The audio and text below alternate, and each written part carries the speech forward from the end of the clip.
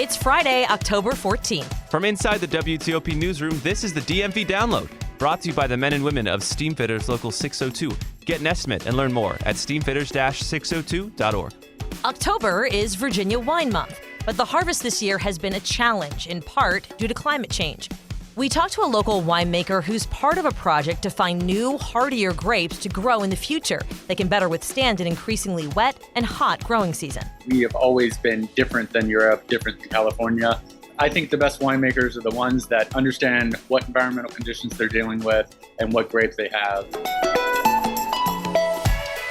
Thanks for joining us. I'm Megan Cloherty. And I'm Luke Garrett. There's no doubt climate change is altering our world. But here in the D.C. region, its impact can often feel farther afield, melting glaciers in the Arctic, wildfires in the West, and so on. But for local winemakers, climate change is here and now, forcing many to rethink their trade. Grapes that for decades have flourished in our region, Vidal Blanc, Viognier, and Cab Franc, are now struggling. The sensitive grapes have had a harder time weathering the intense sways that we've seen in temperature and the severity of storms, even the wind in the last few years. And now the Virginia Wine Board is asking two winemakers, Emily Pilton of Veritas Winery and Ben Jordan with Lightwell Survey and Midlands, to explore what the future of winemaking looks like in the Commonwealth. Ben Jordan is joining us now on Zoom to talk about the project. Thanks for doing this. We appreciate it. Yeah, thanks for having me. First of all, it sounds very broad, but tell us why this project is necessary. What kind of changes have you seen in the growing season due to climate change in the last few years? Well, in Virginia, we've really just seen weather getting probably more intense and more erratic. We've always dealt with hurricanes, thunderstorms, those sorts of weather events, which can be challenging for grapevines, but maybe seeing more intensity of a storm. And really, Virginia has been dealing with those sorts of challenges for a long time. And so that's kind of why this grape breeding initiative is really important to us, to breed grapes that will work here in our climate. And Ben, tell us, where you are. We're seeing you on this screen, but you're in the thick of it. You're, in and around winemaking processes. Yeah, so my brother and I, we do Midland, and we've just got a new facility up and running for the harvest. Because of that, there's not a whole lot of quiet places for me to talk to you. So I'm on the loading dock with some barrels in the sun. Great. And we thank you for joining us. So tell us, for those of us who don't know, how precise, winemaking really is. We talked about these changes in the weather, and that can really throw off the whole process. Tell us how that specific winemaking process is really nuanced. Yeah, for sure. And it differs from winemaker to winemaker, producer to producer, depending on the goals, whether you want to make something light and fresh or, more ageable, strong tannin sort of reds. And so because of all of those, so you need a different kind of grape for each style. Sometimes you need a different region for each style, definitely a different site. And so there's a lot of nuances and things that go into getting that wine in your glass. There's a lot to talk about. I guess my interest is, let's just take one grape, right? You pick the grape, but how would it change the taste of the grape depending on what the weather does throughout that season, right? So one year might taste completely different, as I understand it, from a different year. Yeah, so I think a grape like Cabernet Franc, which is pretty important in Virginia, is a good way to talk about it. So in a vintage like 2019, which I don't know if you remember, but it was a pretty dry growing season, and a dry harvest as well, September, October, and quite hot. And so what that meant was the grapes, one, were able to ripen, and two, were able to ripen for a long time. So you had really deep flavors, lots of tannin, lots of color, more power from higher alcohol. So the types of wines that you would almost associate more with West Coast winemaking, like California. Yeah.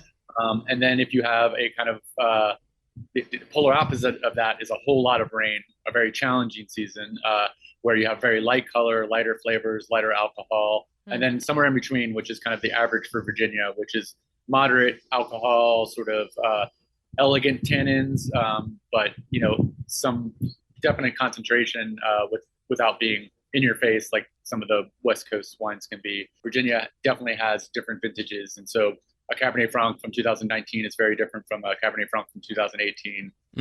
And can you talk at all about, experimenting with new grapes and what grapes you're kind of looking at to deal with this changing climate? Emily and I, with actually a lot of different people who are supporting or part of our group, basically developed this project in cooperation with USDA, so the Agricultural Research Service, ARS at USDA. Hopefully I got that acronym right. They do a lot of different research and development of all sorts of different agricultural crops. And one thing that they can do is breed. And by breeding, I mean crossing of one grapevine with another grapevine. It's not genetic modification or anything like that. It's traditional grape breeding. And so what we are working on, and it's a long-term thing with the breeding, it can take 10 years or more to have a grape variety come out the other end. But the goal for this particular project is grapevines that ripen well in Virginia. So with our weather, ripen in September, make good wine, make wines that are competitive with wines of the world, but also have disease resistance. Because of the weather that we have here, humidity, thunderstorms, hurricanes, those sorts of things, we have a lot of wind. And some pressures from diseases. And so having disease resistant varieties means that you have a lot lower input levels in terms of your farming. Mm-hmm. You have a lot less risk year to year in terms of your farming. And in general, you end up with higher quality wines at the end of the season. Are there certain types of grapes that, I know you're looking at the hybrid type as well, as you just mentioned, but I heard like Eastern European grapes. Is that because they're used to like a colder temperature? Is that just an assumption on my part?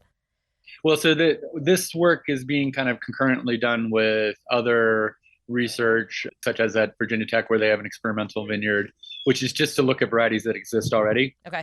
And to look, instead of looking at, let's say, Burgundy in France, which is quite different than our environmental conditions here, look at maybe the conditions in a place that is more like the climate that we have. And then the word hybrid, which you mentioned, is a kind of a generic term for grapes and has some baggage with it. Okay, sorry. No. I think it's worth talking about. So the hybrids, they've been around forever. And when you think about just the breeding of agricultural crops, that you see them across plants. But in the wine world, where there's this kind of classical, kind of backwards looking approach to things, they started out as an approach to deal with some really challenging factors in Europe, and then became maligned because there was another approach that worked out better to keep the European grapevines around. Mm. But there's this huge push across not across the United States, but across the world to do grape breeding for different environmental conditions. And so the word hybrid is relatively generic because it can mean something that has 95% European grapevine genetics, or it can mean something that has 50% European grapevine genetics, or even less. And so there's just such a diversity of grape varieties out there because of it that we almost just have to talk about what the grape variety is. Versus saying the word, yeah. What's that? Versus saying the word hybrid. Right, yeah. Because that sets off alarm bells in some people's minds. But this project is to develop new grape varieties that work well in the Mid-Atlantic. And when would wine, consumers, drinkers taste these new varieties? What's the timeline? It's a terrible timeline this day and age. So it's probably 10 years at best from commercial production of the varieties themselves. Wow. And then wine is slow anyways, and so it's probably another year or two from that. So best case, we can pull this podcast up in 12 years. And wine has become such a huge part of the economic pie for Virginia, especially this time of year, with as many people as are visiting wineries, enjoying the nice weather and spending the money. How could this change to possibly different grapes being planted in 10 years affect the winemaking process? Because isn't it, you have a hardier grape. Does that change how you break it down and the fermenting process and all of that? Yeah, without getting too granular, I think the best winemakers are the ones that understand where they are, what environmental conditions they're dealing with, and what grapes they have, instead of saying, this is how I make wine. The ones that kind of evolve with the other things that are changing around them, and that take each specific harvest and each grape that they've harvested and understand it on its own terms. And so I think Virginia is really good at that because we have always been different than Europe, different than California, and we've always been working with grape varieties that people aren't necessarily familiar with, like Petit Manseng and Tannat, and even Cabernet Franc is not that well known across the world. So I think, from a consumer's perspective, it'll be a gradual change as we slowly introduce new grape varieties, which we'll be doing over the next 10 years, not just in 10 years. Okay. But also because if you're a consumer of Virginia wine, you're used to us providing new grape varieties. You're used to us going different directions with our styles. And so in some ways, it's all part of our overall approach anyway, as opposed to if we were doing this in Burgundy or doing this in Napa, it would be a big shock to the system to all of a sudden bring a brand new grape variety that needed to be treated differently. So in some ways, we're really well set up to embrace these new varieties. And you kind of touched on this, history of Virginia winemaking, but winemaking has been a part of the Commonwealth's history for a long, long time, hundreds of years. How does this project fit into that history? Yeah, so I think the centuries-long thing is a little bit overstated because most of that was failure. But there was a decent amount of successful wine growing pre-Prohibition that had to do with grape varieties other than the European grape varieties. And so in some ways, we're continuing that tradition of experimentation and finding grapes that work well here. But I think it really does just continue the tradition of understanding that the work in Virginia is not done, that we're a different place, and we need to keep working for the future so that successive generations of winemakers and growers can reap the benefits of our experiments. As we mentioned at the top, it is Virginia Wine Month, and I know we said with the weather being as it is this weekend, it's going to be crazy busy. Not that you are necessarily a wine ambassador for the state, but a lot of your friends, I imagine, have big events going on this weekend, and it's coinciding with harvest. Just so people understand if they go out this weekend, kind of what's happening right now in the industry with the harvest. Yeah, so we're winding down harvest. So almost all the grapes are picked. I've still got a couple friends, colleagues that have some grapes on the vine, and so they're still picking them. They're almost all red grapes that need longer maturity time. Okay. And so you may, if you pull up to the right winery, you may see some grapes coming in bins or little boxes, and may even see some people processing the grapes, putting them into the destemmer, removing them from the stems, those sorts of things. And yeah, we're entering peak foliage season for this part of the world. And so it's also quite beautiful. The weather's really nice for wine drinking and being outside. So I think that, those of us that are in the winemaking side of things are pretty exhausted, but we're happy to be at the end of it. So we're probably smiling. And then those of us that are, more kind of consumer facing are, just excited to have this time of year and then have Virginia Wine Month happening. Yeah, it's a beautiful time of year to go out and have a glass of wine. That's for sure. Ben Jordan, thank you so much for taking the time to explain the process to us and tell us how climate change is really, changing the landscape for us in the next decade or so when it comes to Virginia wines. Yeah, thanks for having me. And after the break, we'll talk about how it might snow next week. It's true. Oof. Backed by the experience of its hardworking members, Steamfitters Local 602 is ready to take on your next commercial, heating, cooling, HVAC, or refrigeration project.